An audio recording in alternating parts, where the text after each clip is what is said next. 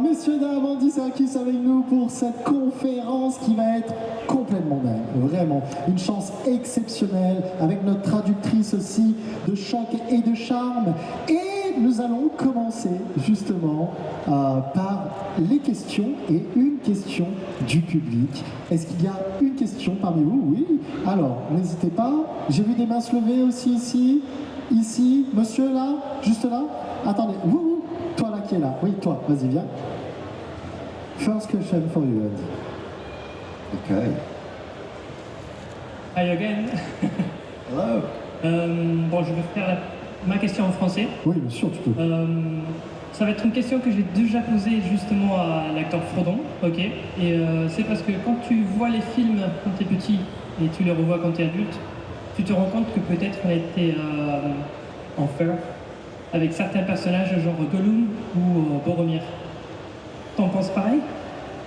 Merci.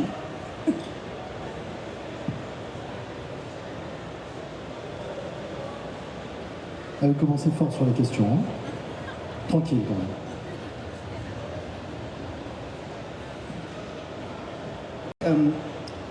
It's interesting, but I think what Tolkien does with his characters, with all of them, they are very complex and are multi-layered. And I think particularly I think Gollum is perhaps the most complex psychologically on the whole spectrum of the characters. But what he does magnificently is he allows you to understand their point of view at some point within the storytelling. Donc ce qu'il trouve qui fait la beauté de l'œuvre de Tolkien, c'est d'avoir justement ces personnages intéressants qui ont plusieurs couches en fait dans leur personnalité. Mais c'est sûr que Gollum représente l'un des plus intéressants parmi tous les personnages qu'on a. Et le plus judicieux, c'est qu'on a le point de vue de ces personnages qui est présenté à l'intérieur de l'histoire. Ils ne sont pas que montrés comme des méchants, on a leur regard propre et pourquoi ils sont ce qu'ils sont.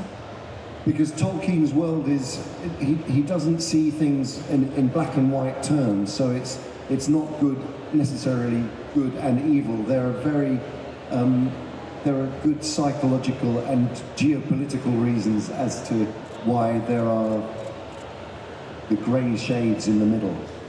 Pour Tolkien, le monde n'est pas que en noir et blanc, il n'y a pas que les méchants et les gentils, c'est toute une subtilité, des notions géopolitiques qui entrent en jeu et qui font la particularité de cet univers. Merci Andy, thank you Andy. Merci pour ta question. Moi, j'ai une question pour Andy. Il a eu la chance d'interpréter d'innombrables personnages très connus dans la pop culture, que ce soit Gollum, le capitaine Haddock, César, de la planète des singes, beaucoup de personnages.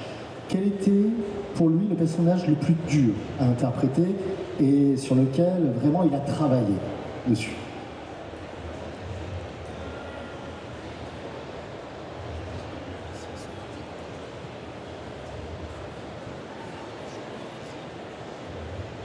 I think Caesar from the Planète des Singes, I think, was a big challenge in that the character changed over the course of 3 movies significantly from being an ape brought up by human beings with believing himself to be human from an infant upwards, and then becoming the leader of a rebellion where he galvanizes apes who are all different kinds of apes.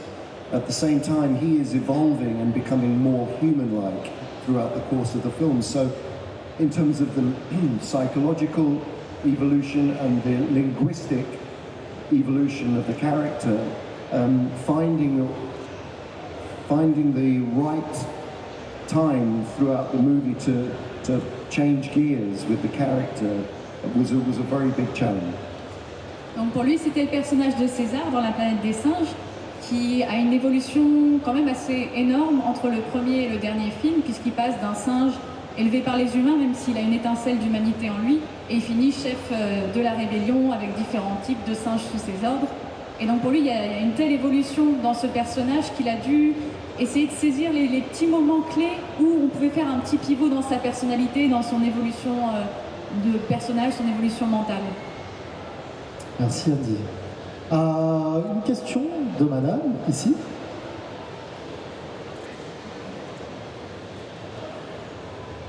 Ne vous inquiétez pas, ne bougez pas, pas de soucis.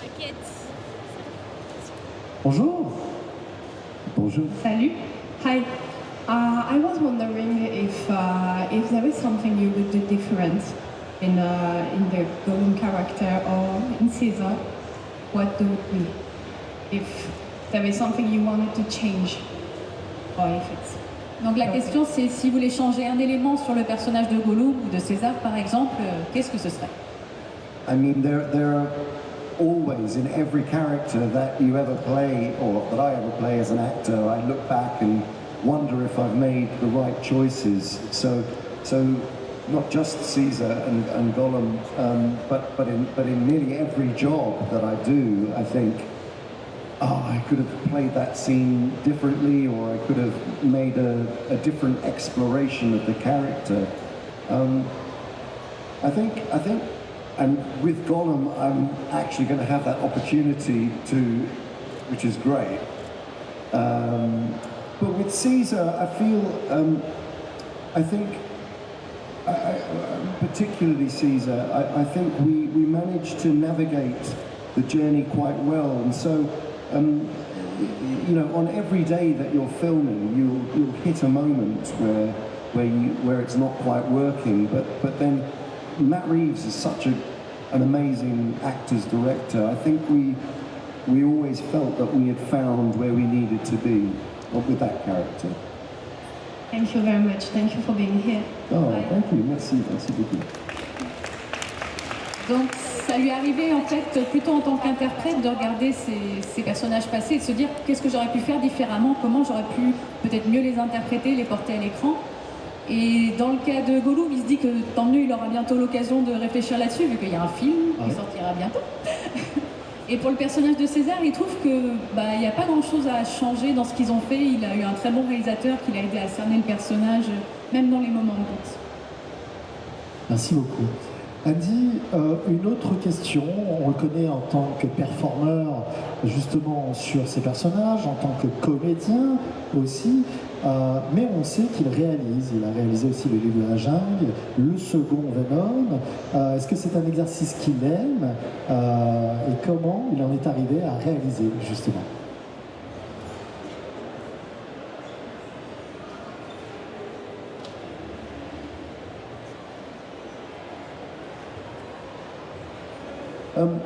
So before I became an actor, I studied visual arts at college, and I was very interested in making short films.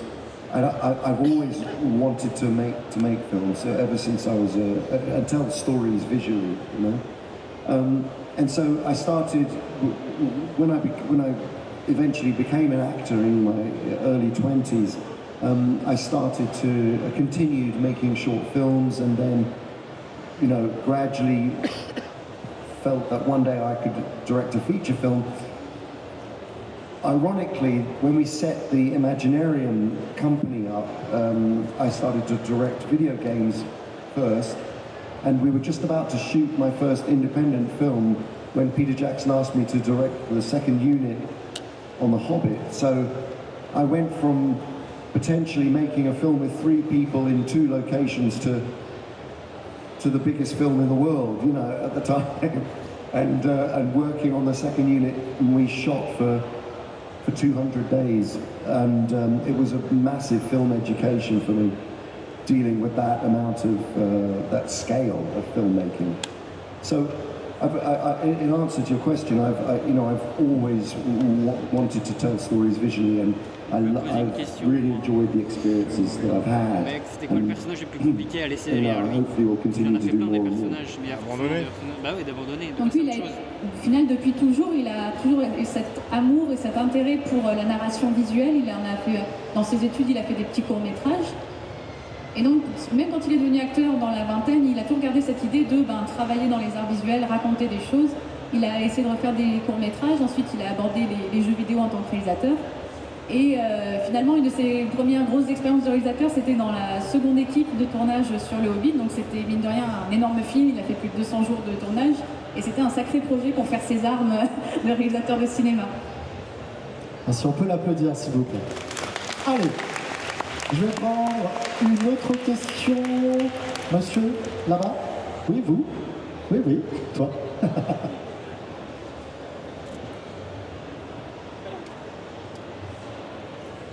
C'est la pression, là. On révise la question, c'est ça?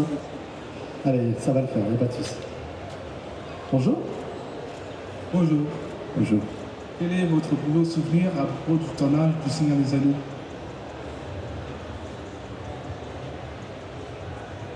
Wow. That's a big question because it lasted such a long time. It was such a big part of my life.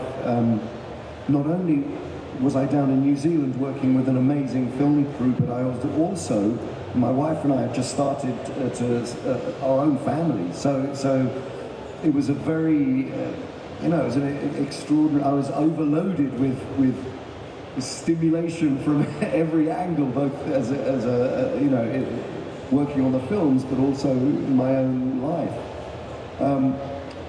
But I think my memory of that time, the greatest feeling was of being part of an enormous community, making something that everyone was so passionate about, that everybody involved in making those films.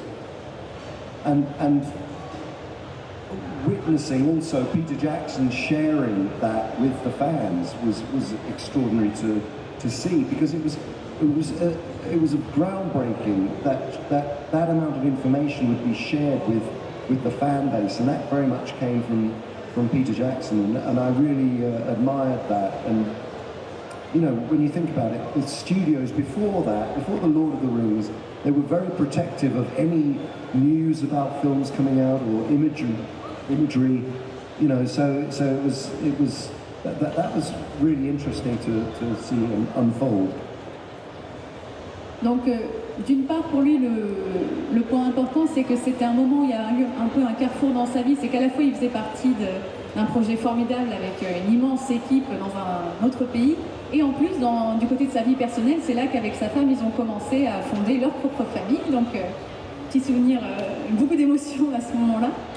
Et s'il devait choisir autre chose, c'est le fait d'avoir fait partie de cette immense communauté de personnes du cinéma, en fait, à tous les échelons, à tous les niveaux. Des personnes qui étaient passionnées par ce projet, et celui qui a donné l'élan à tout ça, c'est Peter Jackson, dont il admire la passion, la générosité, parce qu'il n'hésitait pas à partager ce qu'ils étaient en train de faire avec les fans. Donc, beaucoup d'admiration pour le réalisateur. Merci beaucoup, Andy. Merci. Andy, il a eu le privilège d'incarner le capitaine Haddock, d'accord, dans Tintin.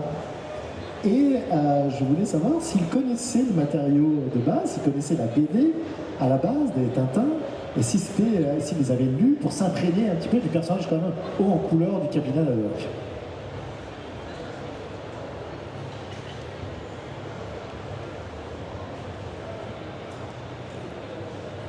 Yeah, I mean, I grew up looking at Hergé's amazing graphic novels. I loved the stories. I remember being taken on all these great adventures with these fantastic characters, and so it's amazing. I mean, it's happened to me a number of times. When one of my first books I ever read was The Hobbit.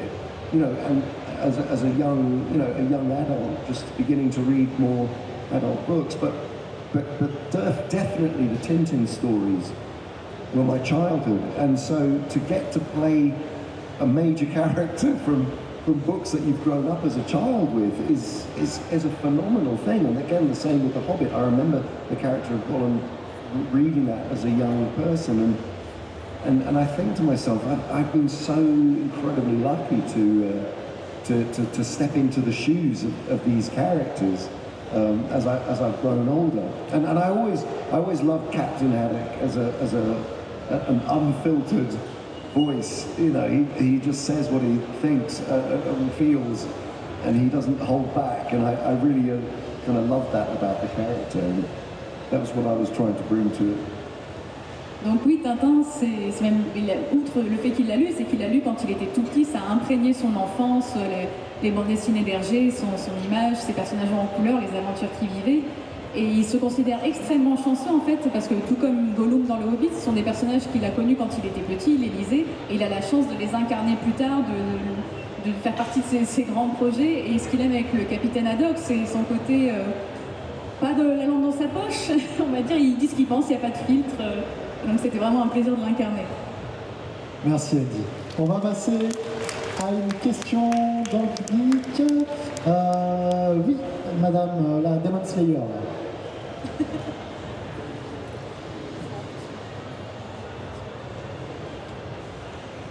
Hi Andy, I'm very, very happy to meet you. Oh, et toi aussi. Thanks. Gollum has a particular voice. How you can manage to do that, please? Well, Donc Gollum a une voix très particulière. Comment il arrive physiquement à faire ça? I owe my entire career to my cat. Mon chat Diz, named after Dizzy Gillespie.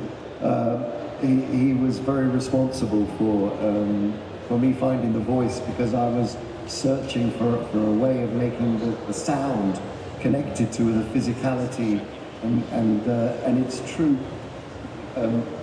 It's true that when he came in, when I was working on the character, and he started to cough up some fur balls, you know, and so it affected his physicality, and that kind of ripple through his whole back, down from the tip of his head to his tail, as he was making that sound, it made me think of how to speak and to constrict the throat, and it all came from my cat. Thank you, Diz, wherever you are. I understand, I have a cat too. Donc sa grande source d'inspiration pour la voix de Gollum, ça a été son chat. Il est en train de travailler le personnage quand son chat arrive dans le bureau, il se met à tousser, à cracher pour vomir une boule de poil.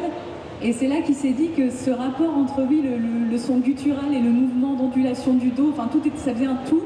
Et il s'est dit c'est ça que je dois faire avec le personnage. Donc merci le chat. Merci beaucoup le chat. Merci. Alors une question, avant de recommencer sur les questions du public, il a interprété énormément d'icônes du cinéma, de la pop culture. Est-ce qu'il y a un personnage fictif ou non fictif qu'il n'a pas encore interprété, qu'il adorerait justement interpréter?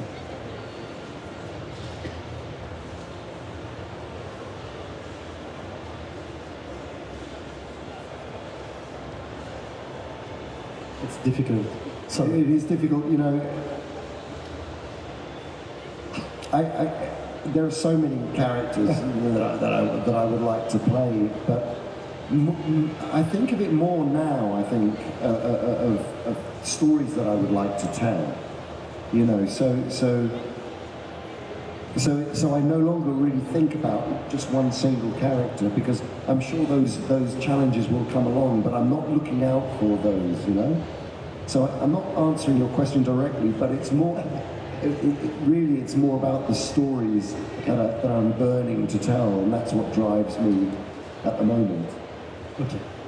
Il se pose pas tellement la question des personnages qui lui feraient envie, parce qu'à ce stade de sa carrière, ce qu'il aimerait, c'est surtout raconter des histoires, certaines histoires.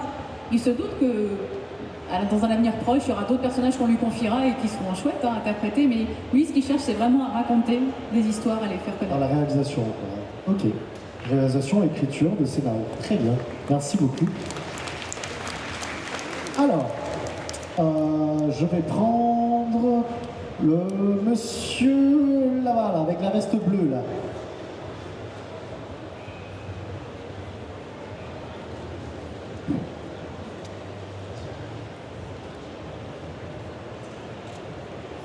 Bonjour. Bonjour. Bonjour. Alors, il y a eu récemment un film La planète des singes qui est sorti.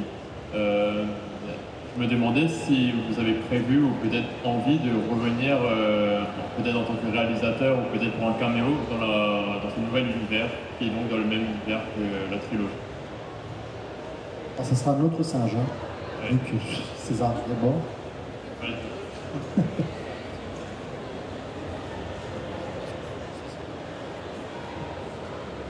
Oh, I mean, I love the Planet of the Apes franchise, and if there was a very good reason to be part of it again, then yes, I would love to return to it, because it's such a fantastic allegorical world, and I love telling stories that are very, that are powered by that have social commentary, that are allegorical, and yet can be extreme worlds that reflect humanity.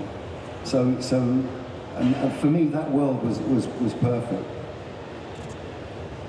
Donc, s'il a une très bonne raison, oui, il adorerait revenir dans l'univers de la planète des singes, qu'il trouve très intéressant pour son pouvoir allégorique de représenter des problèmes sociaux qu'on peut connaître, mais dans ce monde qui est vraiment poussé à l'extrême et donc qui permet de réfléchir à ces questions. Merci beaucoup. Merci Andy, merci. Moi, je voudrais qu'il nous parle, je voudrais qu'Andy nous parle de l'école qu'il a ouvert. Il a ouvert une école sur la motion capture, performance, il me semble qu'il s'appelle Imaginarium, il me semble.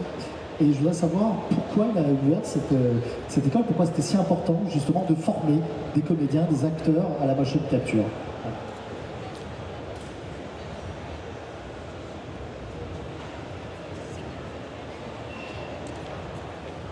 So, in 2004, when I came back from making King Kong, I was asked to direct a video game called Heavenly Sword, which actually I've got a t-shirt, I've just realised. Yeah. So I rehearsed the actors. It was at that time when video games were becoming more character-driven. And I rehearsed and worked with the actors, and when it came to shoot the video game, there was no performance capture studio in the UK that could really manifest the characters in the way that I'd been used to working on the films prior to that. So we went back to New Zealand and we worked with Weta, a visual effects company, on the video game. So when I came back, I decided with my business partner Jonathan Cavendish to form the Imaginarium Studios, which is a motion capture studio, performance capture studio I should say, with a desire to looking at how we would tell stories in the future, next generation storytelling, and using that technology particularly. So we assembled lots of really talented people and created this space. And alongside that we had our production company as well, because it was also a great arena for me to start making the films that I wanted to make. So from that, we became involved in connecting with universities and educational establishments to help them understand how to get the best out of performance capture. Donc c'est à la sortie du tournage de King Kong en 2004, il réalisait un jeu vidéo appelé Heavenly Sword, et du coup c'est l'époque où on commençait à se concentrer plus sur les personnages et où la motion capture prenait son importance dans le jeu vidéo, sauf qu'au Royaume-Uni il n'y en avait pas des masses, des studios dédiés à la motion capture, donc il a dû le faire en Nouvelle-Zélande et il s'est dit pourquoi pas créer moi-même ce studio qui aidera à faire progresser la motion capture dans le cinéma, dans le jeu vidéo. Et du coup, il les a mis en relation avec les universités, les écoles, pour essayer de faire progresser, trouver des nouvelles idées, des nouvelles technologies qui permettraient de contribuer à ce domaine. Merci beaucoup, Andy. Merci. Merci. Allez, on va prendre une question. Lui, c'est ça? Je suis obligé de... Lui? Allez, c'est bon, alors viens.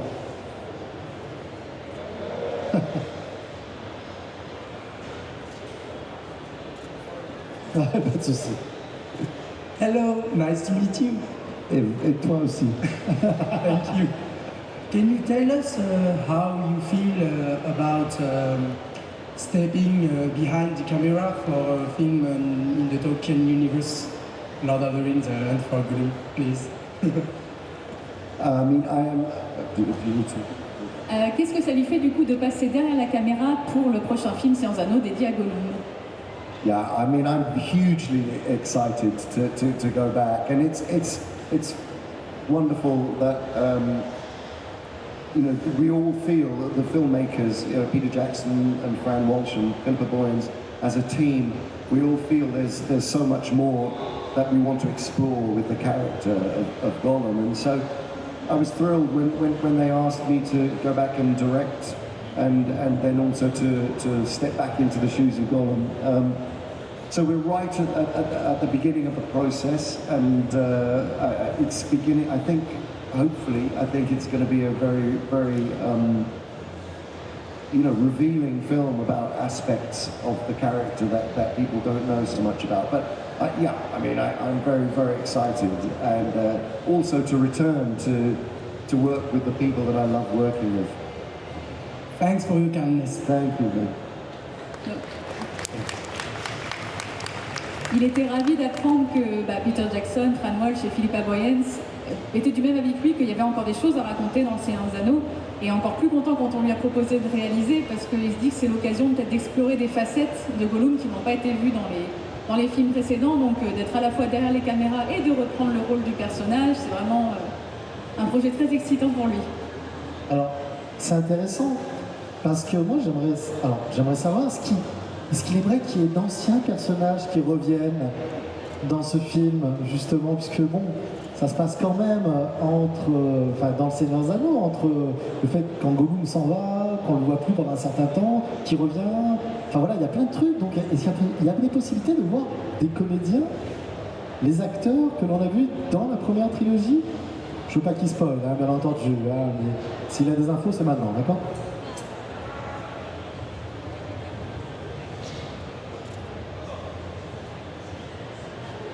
That's top secret information. At this point, I would be taken out if I mentioned who might come back. No, it's yeah. I think we have to leave that one on the back burner for a moment. Pas de réponse pour l'instant, malheureusement, c'est encore top secret à ce stade. Merci, vraiment. Bien tenté. Franchement. J'y crois, je vous le dis, j'y crois. La personne en Beetlejuice, là.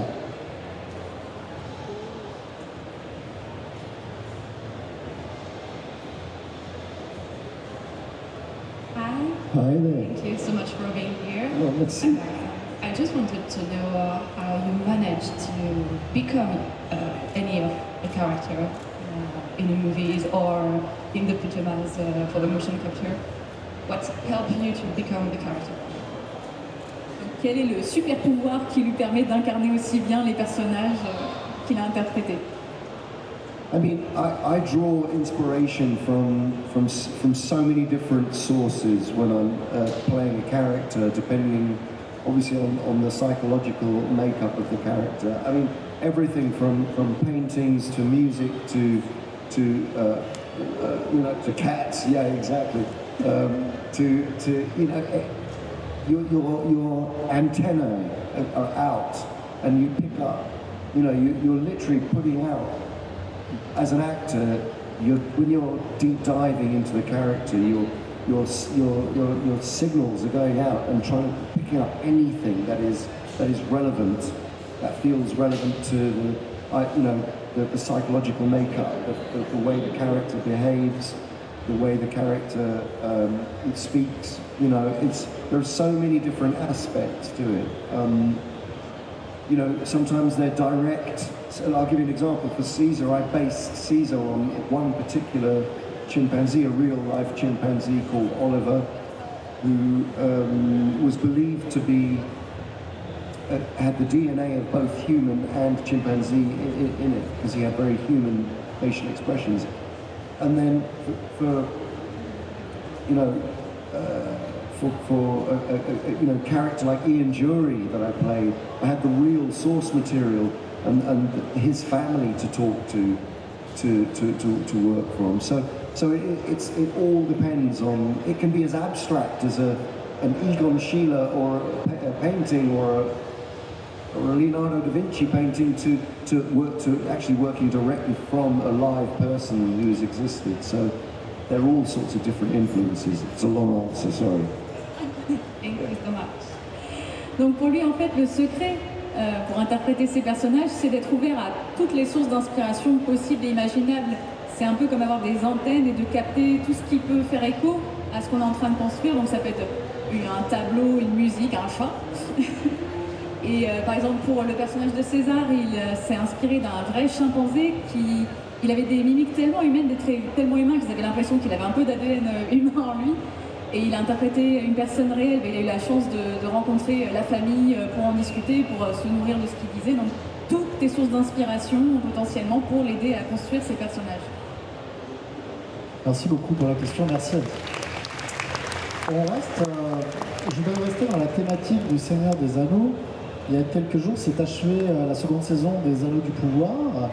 Je voulais savoir s'il avait vu la série et ce qu'il pensait de la série, voilà.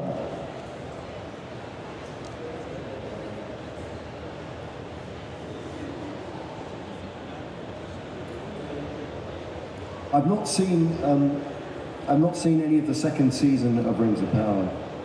I watched some of the first season, and I think what they were doing was, had some real merit. I thought there was some beautiful the worlds. I thought the world creation was spectacular, and I think that they've done what they set out to do, which is to tell part of the story that the trilogy didn't tell. So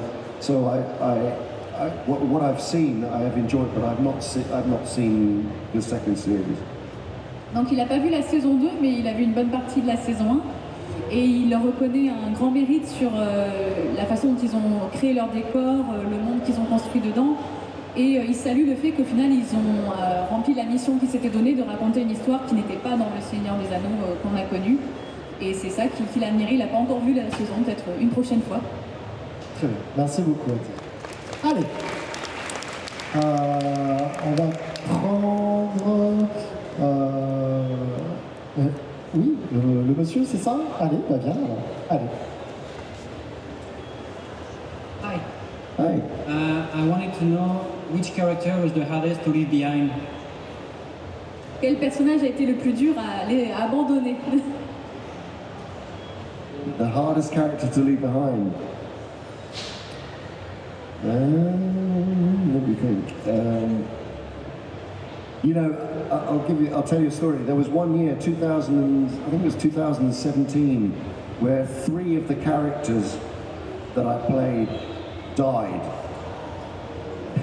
And that was Ulysses Claw, Caesar, and Snoke all died in the same year. And I was devastated.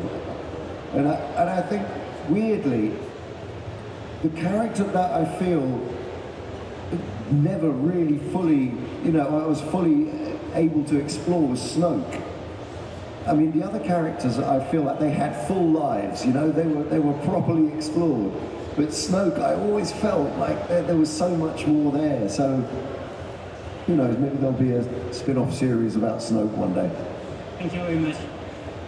Donc le plus dur, ça a été l'année 2017, où il a 3 personnages qui ont passé l'arme à gauche, notamment César et surtout Snoke. Et Snoke, ça l'a rendu particulièrement triste parce que, selon lui, enfin tel qu'il l'avait créé et interprété, il y avait encore une grosse partie d'histoire à raconter sur lui, c'est comme ça qu'il le pensait. Et du coup, il a l'impression que c'est un peu dommage de l'avoir fait mourir prématurément. And I don't think I'm alone in that thought. Il pense qu'il n'est pas tout seul à le penser. C'est surtout que je pense qu'on aurait aimé autre chose en fait, ok. Je voulais savoir, lui qui a l'habitude de jouer des rôles parfois où on ne le voit pas, il incarne des personnages, est-ce qu'il préfère justement performer en motion capture ou est-ce qu'il aime ou préférerait jouer plus de rôles où on le voit physiquement?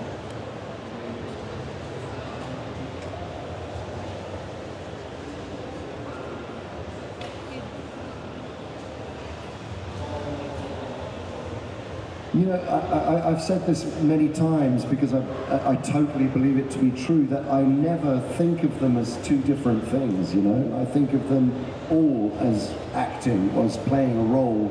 So it doesn't matter to me whether it's using performance capture. The great thing about performance capture is it allows you to move further away from yourself in terms of how the character is manifested on screen. But in terms of the actual process of acting, I don't have a preference because it's like choosing which is your favorite child, you know. Donc non, il n'a pas de préférence parce que pour lui, l'intensité du jeu d'acteur est toujours là, le travail est le même. Il trouve même qu'il y a le côté intéressant du motion capture, c'est que ça lui permet de s'éloigner encore plus de lui en tant qu'individu parce qu'il sera remplacé par autre chose, donc il peut vraiment aller plus loin. Mais oui, les deux lui importent tout autant. C'est comme un enfant, on ne choisit pas. C'est ça, on ne choisit pas ses enfants. Ok, très bien. Alors, je suis allé vers là, je vais prendre un peu plus loin. Est-ce qu'il y a des personnes un peu loin, finalement? Toi, Mister, là, qui lève la main? Vas-y, viens. Tu vois, il a sorti son petit anneau, là, comme ça. Ok. Ne le mets pas, hein. Vas-y. Hello. Hello. So first, I want to say thank you for being here. Merci beaucoup. I have 2 questions. So the first one is, what did you like the most about playing in Christopher Nolan's The Prestige? And the second is it true that the sequel to Spielberg's 1010 is in the works and will happen? I'm sorry, I didn't hear the first question. What did you like the most about playing in Christopher Nolan The Prestige? Oh, The Prestige. Donc il y a 2 questions. La première, c'est qu'est-ce qu'il retire de son expérience dans Le Prestige de Christopher Nolan? Et la deuxième, il paraîtrait qu'il y aurait une suite à Tintin en train de se faire. C'est quelque chose qu'on attend, effectivement on attend beaucoup, puisque c'était en 2 parties. Une partie a été réalisée par Steven Spielberg, l'autre par Peter Jackson, et on n'a jamais la suite. On ne sait pas ce qui s'est passé. Je te laisse traduire la question. Ah ben oui, il a dit, monsieur. Yes. So I mean, yeah. I mean, look, one of the greatest, for me, one of the greatest pleasures of my life was to act with David Bowie. I mean, he is the most incredible human being, first and foremost. But secondly, you know, he is such a humble man, and we had such fun together playing those scenes. He was hilarious. He was very funny, very self-deprecating. Always sort of mocked himself for having a terrible accent, and yeah, we just used to make each other laugh a lot. He had a lot of the times it was very, very difficult to keep a straight face. So that do you want to answer that one first? Donc oui, Le Prestige, c'est un excellent souvenir, déjà parce que c'est un grand film aux côtés de Nolan. Et surtout, ce dont il garde un souvenir très, très cher, c'est ces scènes avec David Bowie, parce que c'était que des fous rires en chaîne. David Bowie avait beaucoup d'autodérision, il aimait plaisanter tout le temps, il se moquait même de sa propre incapacité à faire l'accent de Tesla. Donc voilà, c'était dur des fois de se concentrer même, mais en gros, c'est que du bonheur, ces souvenirs avec David Bowie. Yes. So, I can tell you that I know that Peter Jackson is very, very keen to make the second film, and I think it's not untrue to say that it is in the works in some way, shape or form. Donc une chose est certaine, c'est que Peter Jackson est très motivé pour le faire, ce film, et très motivé pour le voir. Il est potentiellement, possiblement admettable que le film serait en cours de discussion. Très bien, hâte de revoir le capitaine Haddock. On croise les doigts, effectivement. Merci beaucoup pour ta question. Merci. Thank you. Thank you. Alors, quelle heure est-il? The last one. C'est la dernière question, messieurs, dames.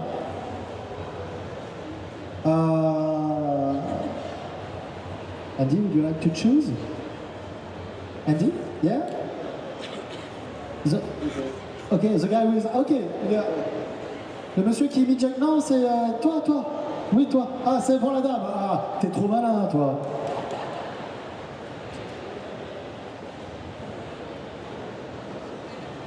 Il n'y a pas de souci. Bonjour. Ah, Well, I told you a few moments before, I'm a huge fan of Heavenly Sword and Slave It with Ninja Theory Studios, and I discovered the motion capture with you because I was a huge fan of Heavenly Sword, so I saw the video about the making of. So thank you. And I have a question about video games. Do you have any project in the future? Est-ce qu'il y a des jeux vidéo qui seraient en train d'envisager de réaliser ou faire en motion capture? I don't have a video game per se, but I am interested in interactive storytelling and interactive games, and I do think that as time goes by, when I go back to thinking, when we set the Imaginarium up, and I was telling you earlier about next generation storytelling, I'm very interested in how we can begin to use AR much more, much more progressively and much more powerfully in terms of interactive gaming and bringing characters out into the real world. So that is something I want to pursue. And when I eventually finish the Lord of the Rings film, and I have a bit more time to think about it, then I'll start to think about that, because I really love the idea that audiences can collect. There's some way of bringing audiences collectively into a game-playing space, where but it's finding the right delivery platform for that, and the technology to actually pull it off. But I do, when you think about immersive theatre, like Punch Drunk Theatre or secret cinema we have in the UK, I don't know if we have it here, but where audiences are part of the storytelling almost. I really think that we're on the edge of creating, in the future, a landscape where we are all interacting with characters in a much more, in our environment. So that is something that I want to use our technology for. Of course, I fall in love about the storytelling in the gaming first, because of you. Thank you, merci. Donc en soi, il n'a pas de jeu vidéo précis à venir, mais ce qu'il cherche plutôt, c'est aller vers une technologie très précise, un progrès technologique à faire, c'est de rendre le jeu vidéo plus interactif, d'aller vers l'immersion pratiquement totale pour le public en tant que groupe, quantité, pour leur permettre de goûter aux histoires d'une autre manière, d'une manière vraiment tactile, au plus proche possible. Et il se dit qu'on est vraiment pas loin, et c'est ce qu'il fait avec l'Imaginarium, c'est essayer d'aller vers ces technologies, de trouver les bonnes machines, les bons supports pour après le mettre en pratique. C'est permettre aux gens vraiment de connaître une nouvelle dimension encore dans les histoires, que ce soit les jeux vidéo ou les films. Can I just say thank you for answering all my questions much more succinctly than I can. Messieurs, dames, applaudissez Andy Serkis, connaissez-moi. Merci Claude. Oh yeah, we do a picture together, yeah. Let's go, venez tous, on va prendre une photo, tous ensemble. Bon, mais viens, bien entendu,